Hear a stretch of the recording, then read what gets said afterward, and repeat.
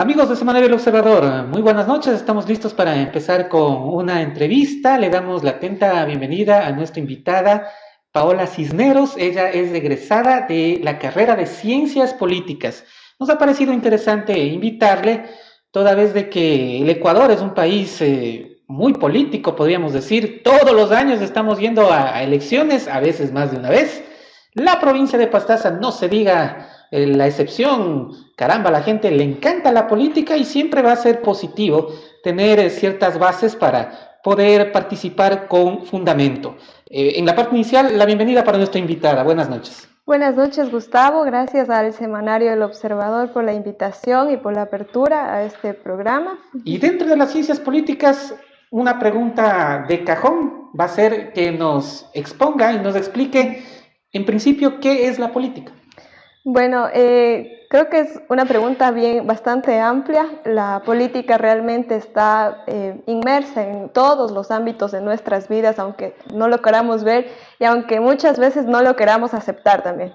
La política está desde la organización más chiquita, desde la familia, desde lo barrial, hasta el gobierno nacional y hasta en términos geopolíticos a nivel global también. Internacional. Entonces podemos decir que la política se viene dando a nivel micro, meso y macro, ¿no? Claro, sí, como digo, la política básicamente es como un sistema de organización donde se toman decisiones entre personas o entre grupos de personas, dependiendo también los intereses. Y lo que busca la política es mermar el conflicto de intereses, o sea, que no haya tanto conflicto y que las personas lleguen a un consenso, a un acuerdo en base a todo lo que se debata, lo que se discuta, dependiendo de cada postura y de cada idea. Y en función del bien común. Sí, bueno, en teoría debería ser así, en teoría, claro, pero también ya hemos visto que... Es un ideal al que no debemos renunciar, creo yo. Sí, creo que es como la mejor opción que tenemos dentro del sistema democrático hablando, es como lo menos malo que tenemos para que los seres humanos lleguemos a acuerdos, tomemos decisiones y generemos políticas públicas, programas, proyectos por el desarrollo del bien común. Bueno, ahí usted ya topó un punto que es la democracia, que es un sistema de gobierno.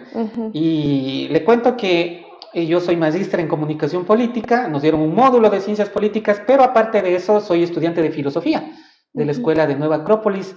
Y ahí hablamos mucho de política como ciencia y como arte, porque como usted dice, aunque no lo queramos, la política está en todo, desde que nacemos. Bueno, recordemos que Aristóteles decía que el ser humano es un animal político, decía. Sí. Entonces está inherente en nosotros, yo creo que incluso como especie, porque si nos remontamos a nuestros hermanos inferiores, los animales, vemos que los lobos se organizan, los primates tienen un líder. Entonces, desde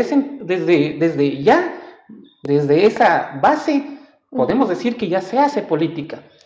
Sí, claro, claro, lo que tú decías de Aristóteles, igual nosotros dentro de la carrera, los primeros 5 semestres por lo menos son súper teóricos, vemos teoría política clásica, contemporánea, teoría política moderna.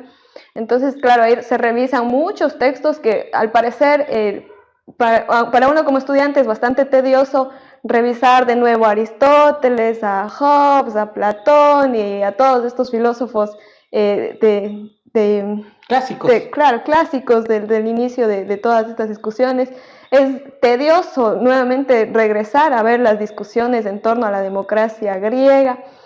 Pero es muy importante porque es desde ahí todavía ahí donde se están dando como todos estos debates filosóficos en torno a la política. Yo recuerdo que en una clase de biopolítica que teníamos en la universidad leíamos... ¿Biopolítica dijo? Sí, biopolítica. Ya luego me explicaste, ese término es nuevo para mí. Continúe. Entonces ahí veíamos un autor, recuerdo que se llamaba Agamben, no recuerdo el nombre, pero bueno, este autor se remontaba mucho como a Aristóteles y al zoopolíticos que decía, y bueno, básicamente que los seres humanos somos seres humanos irracionales desde que nos organizamos políticamente. Entonces es como estas ramas que muchas veces las ciencias naturales o las ciencias exactas la dejan como muy relegada, pero que son importantes al final del día porque las ciencias sociales estudian como estos comportamientos del ser humano y son también las ciencias que nos permiten avanzar como seres humanos en cuanto a nuestra convivencia. Bueno, y como decíamos, estos espacios que nosotros hacemos son espacios de reflexión y aprendizaje. Y a mí me encanta cuando tengo una entrevista o un diálogo en el que puedo aprender cosas nuevas. Y usted mencionó una palabra, ¿no? Yo he escuchado hasta geopolítica, he escuchado, que si lo vamos traduciendo un poquito, geotierra, política, bueno, y es organización, entonces más o menos viene a ser la política internacional. Pero biopolítica es un término que me coge de nuevo, ¿qué quiere decir eso? Claro, para nosotros también como estudiantes en ese tiempo ya de sexto semestre, era así, ¿y ahora qué será pues esto de biopolítica? Bio es de vida. Bio de vida, de claro. Claro. Básicamente es el estudio de las políticas que permiten que aplican básicamente los gobiernos para dejar vivir o dejar morir a los seres humanos, a la población. Oye, y estas, claro, nosotros lo vemos... Justo eso. Sí, parece que, o sea, lo vemos como algo muy lejano. Yo también veía así como algo... Me parece como estar oyendo una película que... Claro, a mí, yo cuando entré la primera clase que entré y decía, ¿qué clase de desquiciado es que entra un gobierno para dejar vivir o dejar morir a cierta gente? Esa sensación me dio ahorita. Claro, pero en términos de estudio de política pública, por ejemplo, si se pone a estudiar usted cómo se aplicó la política pública de las vacunas para el COVID-19, ¿quiénes fueron los primeros vacunados? Los amigos cercanos al presidente, las élites económicas y sociales del país.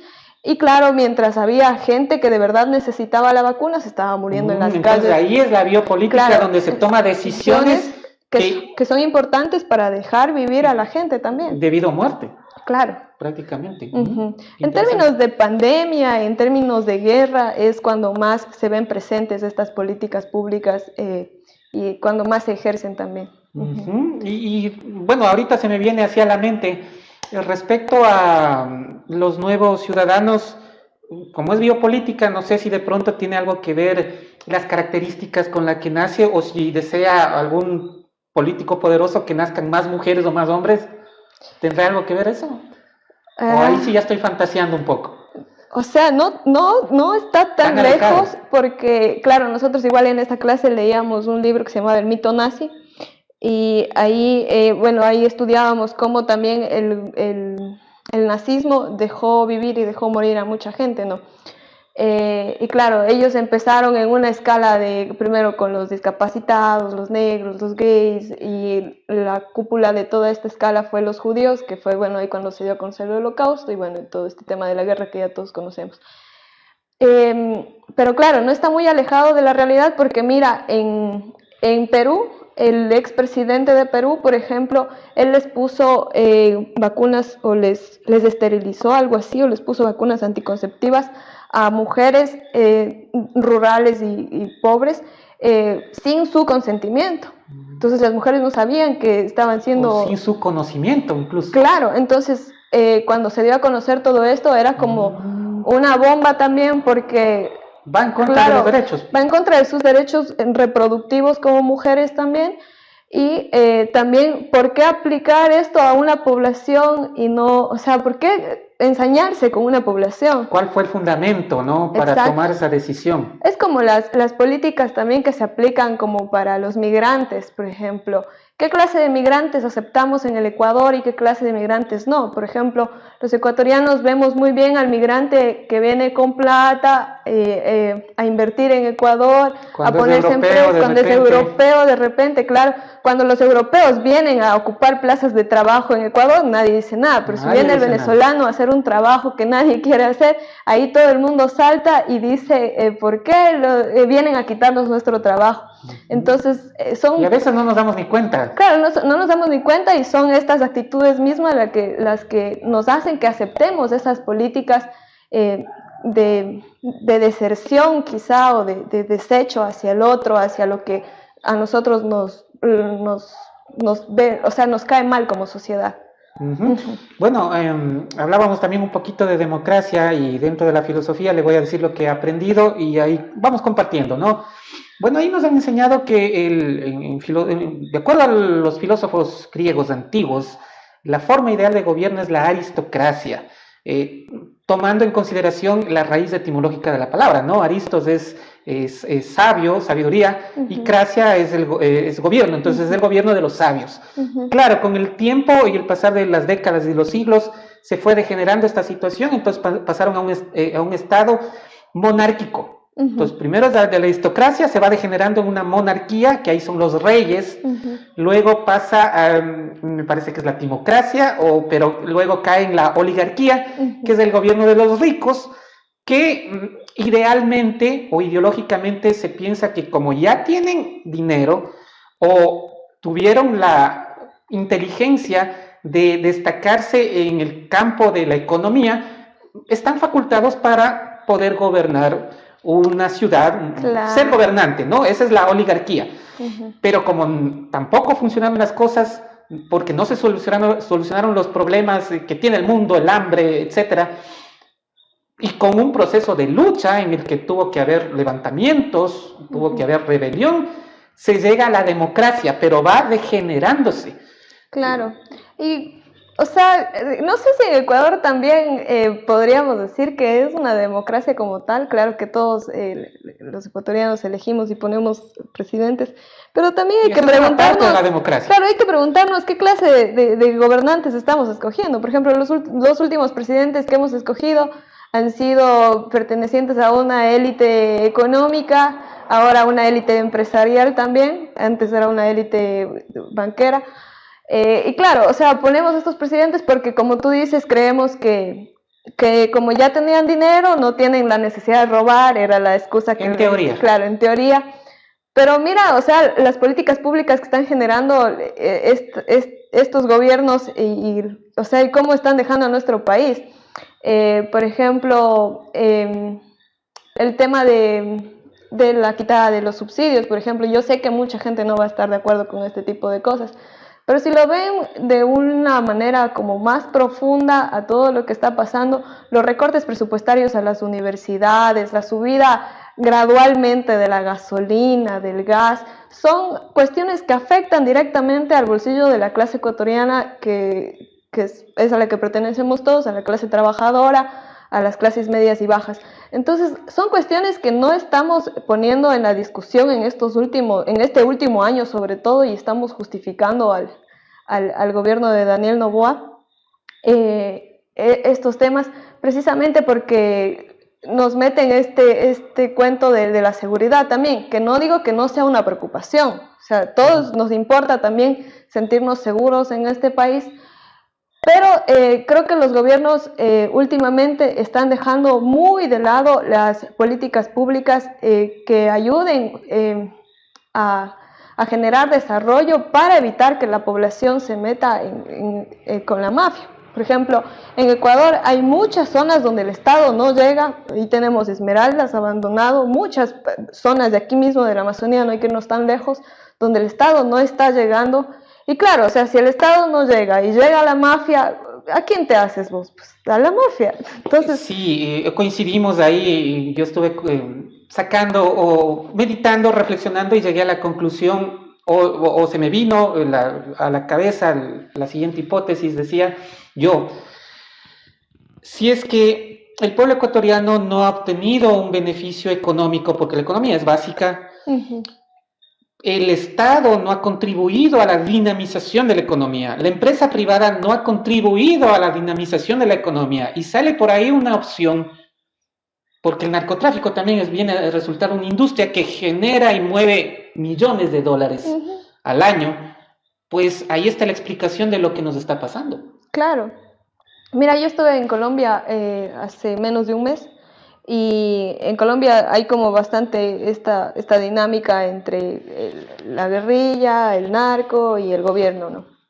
Entonces, mucha gente de algunas poblaciones decían así como, si el Estado no llega acá, por ejemplo, había una zona de unos campesinos que venían de una zona donde se planta hoja de coca.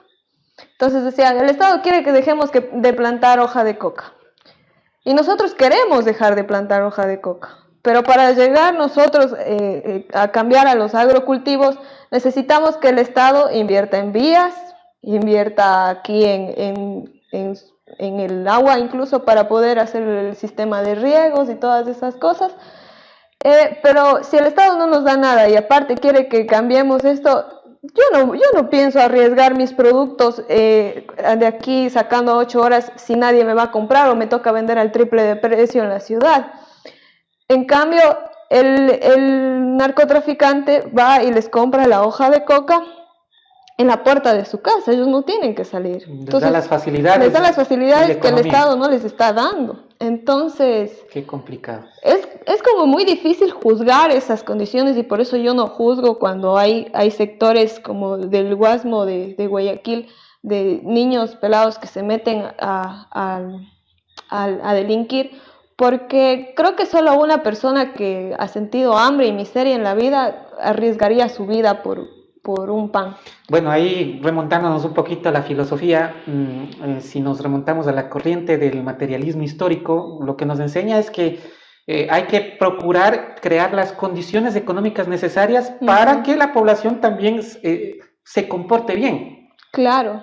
O sea, tú no puedes exigir que los jóvenes no se metan en tonteras si vos estás quitando presupuesto al deporte, si les estás quitando presupuesto a las universidades, si quitas presupuestos a los sistemas de salud pública. Entonces, si no tienes opciones en este país, o sea, tú como joven, ¿qué vas a hacer también? O sea, yo siento que no he tenido la necesidad también porque he tenido el privilegio de todos los días tener desayuno, almuerzo y merienda en mi casa, porque tuve el privilegio de que mis papás me dieron educación, como dije, soy hija de la educación pública, pude acceder a la universidad, a mis papás también les costó mucho, o sea, fueron sacrificios que hicimos, pero aún así soy una persona muy privilegiada al lado de otras que nunca han tenido la oportunidad y que quizá nunca van a tener la oportunidad que yo tuve para poder cambiar sus vidas. Entonces, yo sí creo y soy muy fan de la defensa de la educación pública, porque yo creo que la educación cambia vidas. Yo creo que el Estado sí debe invertir mucho más en educación, pero lastimosamente, como dijimos, hay gobiernos y sectores de este país a los que no les interesa que la gente se eduque, porque simplemente, o sea, no es prioridad para ellos. La prioridad quizá para Danielito Noboa va a ser generar tratados de libre comercio para aumentar sus exportaciones de banano. No sé cuál sea su prioridad. O puede ser construir un esta línea de departamentos en Olón, puede que esa sea su prioridad. O hacer TikTok todos los días. Uno no sabe cuál es la prioridad del presidente, pero al menos la educación no lo es. Bueno, ahí ya de lo que usted acaba de manifestar, son aspectos inherentes a las ideologías. No sé si nos quisiera contar cuál ideología es la que usted ya va formando en su pensamiento, o si ya lo tiene establecido. Yo creo que en la universidad de izquierda creo que está. Sí, yo soy de izquierda, o sea, y lo digo abiertamente, soy de izquierda. Yo creo profundamente también en que hay que saber escuchar a otras personas. Yo no creo que toda la derecha sea mala o que todo lo que propone cualquier otra corriente ideológica sea mala, sino que hay que saber precisamente confluir en este bagaje de ideas que tenemos todos y todas y poder llegar a acuerdos y consensos, porque como dije al inicio, la política se trata de eso, o sea, llegar a acuerdos, evitar conflictos y buscar el bien común. Entonces, si la derecha me lanza una propuesta económica de que esto debemos hacer para mejorar la vida de los ecuatorianos, hay que tomarla, hay que aceptarla. Y en cambio, si es que la izquierda te dice que hay que mejorar las condiciones de vida para que, para mejorar el desarrollo país, también tómenlas, pues. Pero lastimosamente, en estos últimos años el Ecuador está tan fragmentado políticamente y ni siquiera es una fragmentación ideológica entre izquierdas y derechas. Es una fragmentación entre correístas y anticorreístas. Y ese odio es lo que nos ha llevado a elegir los gobernantes que tenemos actualmente. Bueno, ahí yo diría que es una responsabilidad también grande de los partidos políticos en ofrecernos candidatos representativos. Es que uno también como ciudadano no le dan muchas opciones para escoger tampoco. O le dan muchas opciones, pero no con ese nivel de preparación, conocimiento, experiencia que se requiere para un cargo de tal magnitud. A eso me refiero porque, claro, siempre hay 10 o más candidatos, pero la calidad de los candidatos es lo que deja mucho que desear, sinceramente. Claro, claro. O sea, nosotros vimos el primer debate presidencial que se dio en las anteriores elecciones. Entonces, claro, había unos candidatos que no sabían ni siquiera dónde se paraban. Entonces, claro que indigna, molesta eso, pero también hay que asumir la culpa de nosotros, nuestra responsabilidad como ecuatorianos, de preguntarnos, empezar a preguntarnos desde dónde estamos votando. O sea, estamos votando porque de verdad creemos en un plan de trabajo, de verdad estamos leyendo los planes de gobierno que nos están presentando los candidatos, de verdad estamos votando porque este candidato, este partido político, esta línea ideológica me representa y siento que va a haber un cambio, o estamos votando porque el otro me cae mal y para que no gane. Ajá. Y claro, o sea, esto suena muy idealista y muchas de las veces a las personas que estamos como metidas mucho en el activismo y defendiendo precisamente esto, este lado más humano de la política como tal y de todo, nos dicen, claro, que nunca vamos a lograr, que la gente de por sí es mala, que es imposible cambiar al mundo. Yo pensaba también eso, perdone que me interrumpe, pero así regreso a la filosofía. Y en las clases que he recibido, yo pensaba igualito, pero me dijeron que no, estoy equivocado, porque sí hubo civilizaciones en la antigüedad, como Egipto, como Roma en sus edades de oro, por supuesto, que ellos sí lograron alcanzar ese ideal.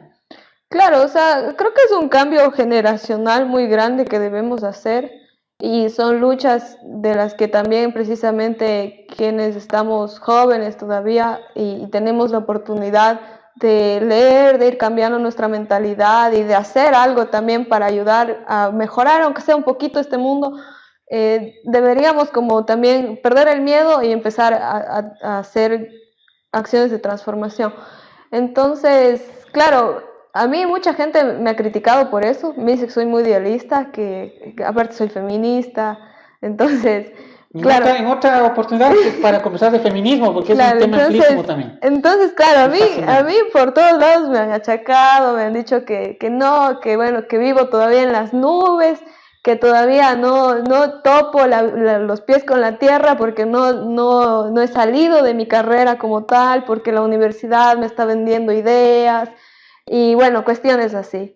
Pero yo sí creo firmemente que esta es una lucha que nos compromete, nos debería comprometer a la mayoría de ecuatorianos y ciudadanos en el mundo como tal, si queremos de verdad dejar un cambio. Yo sé que quizá yo me voy a morir y si tengo algún día hijos y nietos veré o no veré quizá el cambio que yo estoy aspirando, pero tal vez mis hijos, mis nietos, las futuras generaciones que vendrán después de nosotros verán esto. Entonces, claro, las primeras mujeres que salieron a pelear por el voto en la primera ola del feminismo no se pusieron a pensar si es que ellas iban a votar, sino se pusieron a pensar en lo que va a venir después. Los que lucharon por las 8 horas de trabajo, los trabajadores, entonces no se pusieron a pensar en el ello, sino siempre hay que pensarlo como futuro, ¿qué va a pasar después?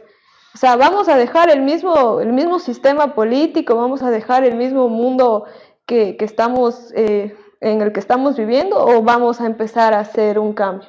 ¿Vamos a seguir siempre quejándonos o de verdad vamos a actuar? Entonces ahí viene como también este choque que tenemos los politólogos y que muchas de las veces dicen, no, es que los politólogos no estudiamos para ser políticos. Y yo pienso que sí. Y que cualquier persona que se sienta y esté preparada, que puede generar un cambio dentro de la política, debería hacerlo, debería ejercer. Y ese es un miedo al que deberíamos perderle también todos los jóvenes, porque muchos dicen, no, es que, y se niegan siquiera el placer de querer intentar ser candidatos a política. Y no, hay que perder eso, hay que perder el miedo, hay que saber entrar, hay que saber, porque si uno no entra, uno no hace, uno no actúa, vamos a seguir dejando que otras personas ocupen esas esferas de poder y que sean ellos quienes están haciendo las cosas desde sus lugares. Sí, bueno, el verdadero mérito está en justamente lo que usted acaba de mencionar, es decir, sembrar sin la esperanza de ver los frutos de esa siembra. es que todo, absolutamente todo, estimados amigos, absolutamente todo, hasta si usted quiere bajar de peso, eso no lo va a lograr de la noche a la mañana, sino es el resultado de un proceso. Y si queremos el cambio tan anhelado que siempre lo hemos venido escuchando, pues tenemos que empezar por algo. Pero esto es una cuestión demasiado profunda y de largo alcance, que no va a tomar ni 5 ni 10, yo creo que ni siquiera 20 años, sino va a tomar varias generaciones. Y debemos empezar por el principio, sembrando en el aquí, en el ahora, y una vez más el verdadero mérito está en ser consciente de que no vamos a cosechar los frutos de ese esfuerzo, claro, sino estamos sembrando para que los seres humanos que vengan luego de nosotros quizás sí gocen de ese beneficio, y ese es un ideal al que no deberíamos renunciar. exacto, o sea, como tú dices, todo es un proceso y todo lleva su tiempo, entonces igual a los jóvenes, a las personas que estén como en estos caminos de lucha y activismo y estén escuchando esto, muchas de las veces a mí me ha pasado y nos ha pasado con las compañeras con las que hemos estado en estas luchas, que queremos renunciar o tirar la toalla porque precisamente en vez de ver un cambio vemos cosas peores.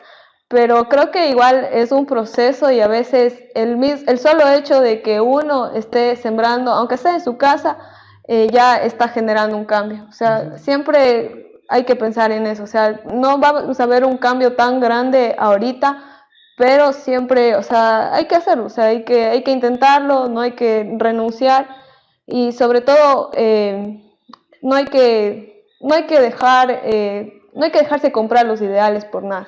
Y no renunciar a ellos. Ajá. Y bueno, acá acaba de decir también algo clave, empezar por uno y luego contagiar a la familia.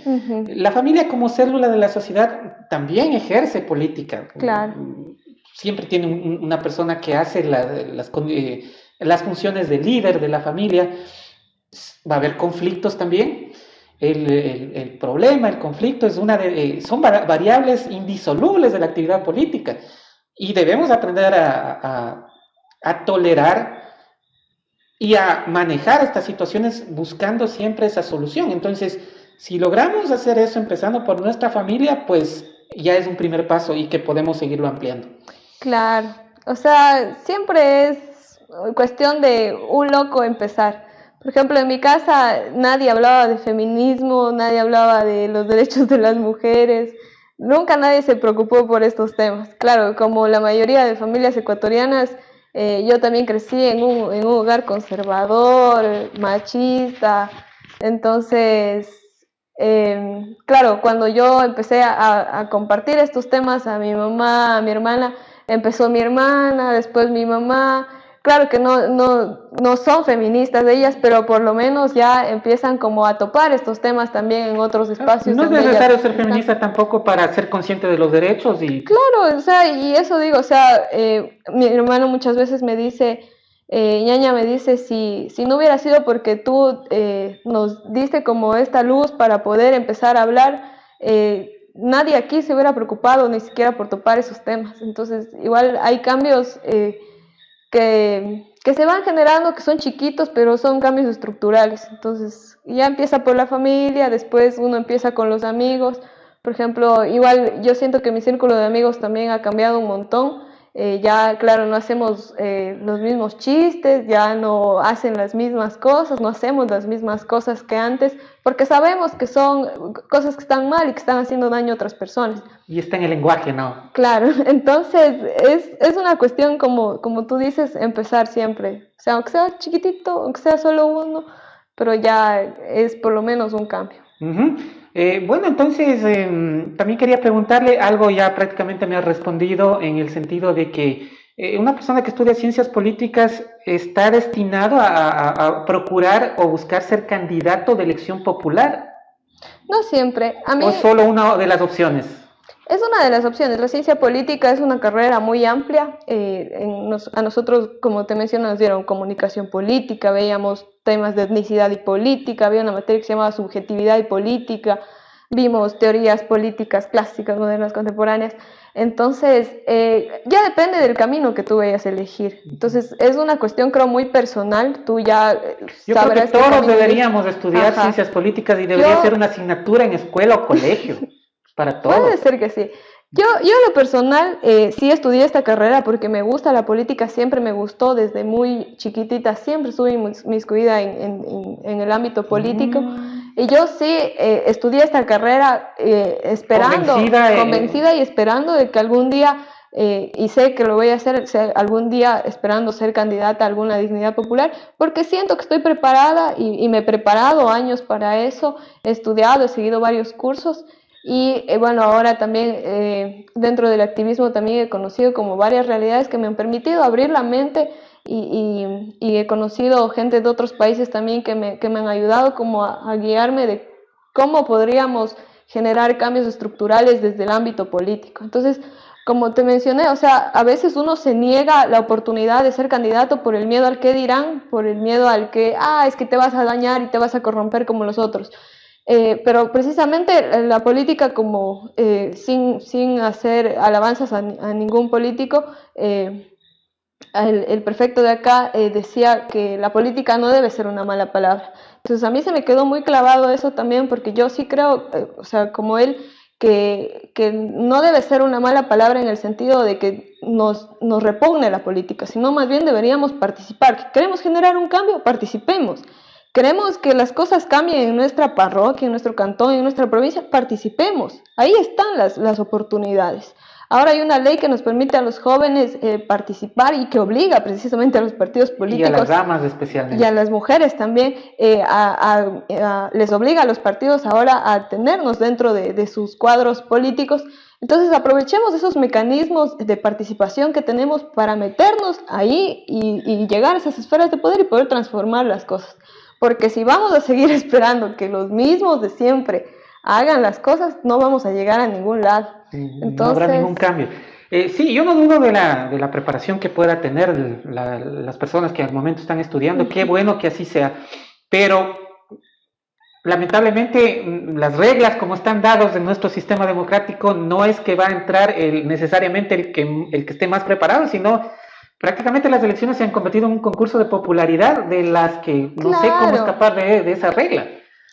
Claro, sí, eso sí es un tema bien discutible y ya creo que depende también de cómo, es lo que decía yo, cómo estamos votando los ecuatorianos. Estamos votando acá en Pastaza por el que nos está regalando $10. En todo lado ocurre eso. Yo lo que he llegado así a la conclusión, luego de muchos procesos de reflexión, de diálogo, de debates con compañeros que hemos hablado de estos temas en la academia, he llegado a la conclusión de que estamos en una época en la que todo es más exigente. Entonces necesitamos un candidato o un aspirante a político o a gobernante que tenga la preparación, que tenga la mejor experiencia y que a sobre de eso sea carismático y chévere para que la gente lo vote. O sea, tiene que ser más completo. Ese es el reto, yo creo, de los nuevos tiempos, de las nuevas generaciones.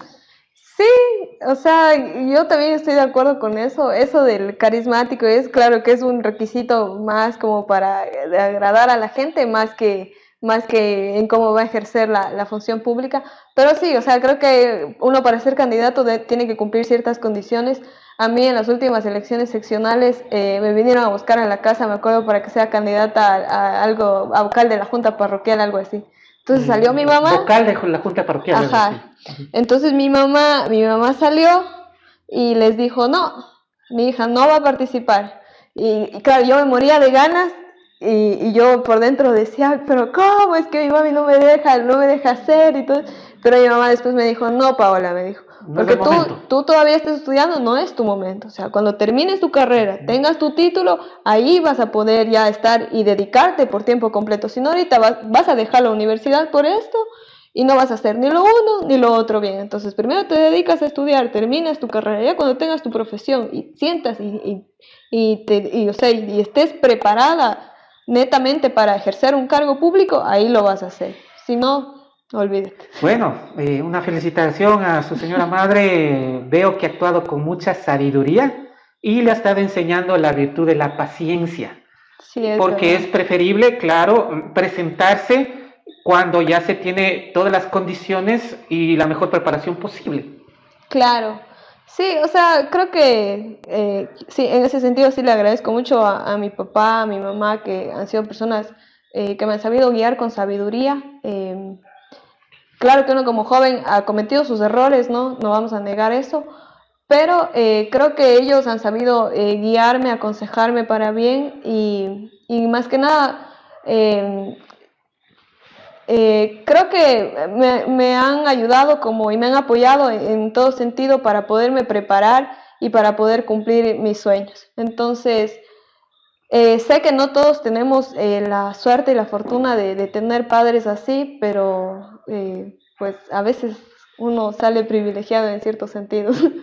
Claro que sí, claro que sí. Y también quería preguntarle que, porque bueno, hay diversos tipos de candidaturas también, y el politólogo, ¿a qué es lo que está más alineado en su formación? Porque es muy distinto una candidatura asambleísta, concejal, alcalde, prefecto, son cuestiones diferentes que requieren un conocimiento diferente, supongo yo. Sí, claro, la asamblea es un tema más legislativo, más afín al derecho, entonces yo creo que ese es un campo no netamente ni únicamente para los abogados, creo que sí hace mucha falta, yo fui pasante en la Asamblea Nacional y sí creo que hace mucha falta presencia de politólogos y politólogas y también de sociólogos que hacen un gran trabajo en este tema de la construcción política y cómo se construyen, desde dónde estamos mirando las leyes y las políticas públicas. Pero sí siento que los politólogos estamos como más capacitados, preparados, puede ser, para temas más de gobernanza ejecutiva. Porque, bueno, no sé cómo sea en otras universidades, pero al menos en la mía, nuestra malla curricular, nosotros veíamos temas de administración pública, diseños y evaluación de políticas públicas, entonces sí nos acercábamos un poco más a cómo ejercer desde un gobierno ejecutivo que de un gobierno legislativo. Bueno, no quiero dejar de escapar la oportunidad de consultarle porque, como ya lo dije también en minutos anteriores, el conflicto, los problemas, los desacuerdos son variables siempre presentes en el ejercicio de la política y yo asumiría que se les debe también abordar ese tema, cómo solucionar los conflictos que se van a presentar. Yo creo que eso es una función del politólogo. Sí, nosotros en diseño de políticas públicas teníamos una profe que nos enseñaba a ver cómo hay estos conflictos de intereses cuando los gobiernos están generando políticas públicas. Y hay dilemas éticos también. Claro, éticos, morales, religiosos y toda esta cuestión. Yo creo que cuando uno entra a la vida política siempre va a tener detractores. O sea, siempre no va a haber pie que le calce a alguna persona. Sí, bueno, yo alguna vez grabé un TikTok en el que dije, el precio de la política es que tarde o temprano van a hablar mal de usted. Sí, yo fui vicepresidenta de la Asociación de Estudiantes de mi carrera, ahora soy la presidenta de estudiantes. Y por ahí hay un grupo de estudiantes que no me quieren y siempre buscan la quinta pata al gato. Entonces, siempre va a haber eso. O sea, nunca uno puede caerle bien a todo el mundo. Y eso hay que entenderlo y tenerlo muy claro. Pero también hay que tener claro que cuando uno está en esos puestos donde uno puede hacer las cosas y tiene el poder para hacer las cosas, hay que hacerlas bien. Así haya gente a la que no le guste. Así haya, en mi caso, profesores con los que tenga que pelearme. Así haya estudiantes o amigos con los que no les vaya a calzar lo que voy a decir. Pero si es lo que a la mayoría de los estudiantes, en mi caso, les beneficia, tengo que hacerlo. A la mayoría, siempre hay que apuntar a la mayoría. Claro, porque no puedes, o sea, yo en ese sentido creo que... complacer a todos. Claro, no, yo creo que no. Creo que es imposible, no somos Dios. Entonces... no, pues ni Jesús pudo complacer a todo el mundo. Tuvo enemigos. Claro, entonces, mucho peor, si yo en un espacio que es de representación, que es tan chiquito, tengo estos problemas, no me imagino pues que será un alcalde, un prefecto, siempre van a haber grupos y hay que saber lidiar con esos grupos. Entonces, no te vas a poner a pelear tampoco pues con la gente que te está atacando, pero sí puedes saber llegar a acuerdos, a consensos y también escuchar por qué me están atacando, porque uno no puede también hacerse el sordo y escuchar solamente a las personas que le alaban, eso está mal y eso es lo que hacen muchos líderes y el error que cometen algunos, solamente escuchar a quienes les aplauden.